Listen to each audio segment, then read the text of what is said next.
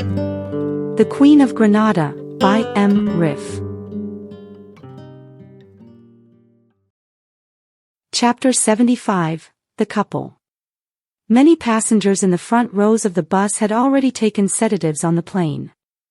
They couldn't have anticipated that they might need them more on the bus. Passing by the Danish couple who mistook her for a Spaniard, the wife remarked to her husband in a tense tone, "Why don't the Spaniards teach their children proper manners? If she were Dane, she'd surely remain seated instead of pacing back and forth under these dangerous circumstances." As a university professor, the husband often emphasized to his students that patience is the most fundamental element of human character. He often repeated, "No patience, no success." In this critical moment, he realized that everyone on the bus, including his wife and himself, had placed their lives in the hands of a bus driver who seemed to have very little patience. He knew his wife was terrified, so it didn't make sense to argue with her at that moment. Still, he defended Rita by saying, "Maybe she's the driver's daughter.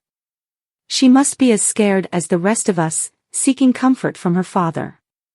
In a way, Rita was relieved that her dark hair had caused the others to mistake her for a Spaniard.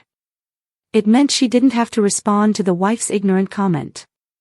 Finally, she reached the bus driver and used hand signals to explain that another car was trying to pull the bus to safety.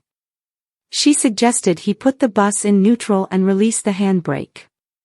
Surprisingly, the bus driver was cooperative, perhaps realizing his reckless driving had caused this situation.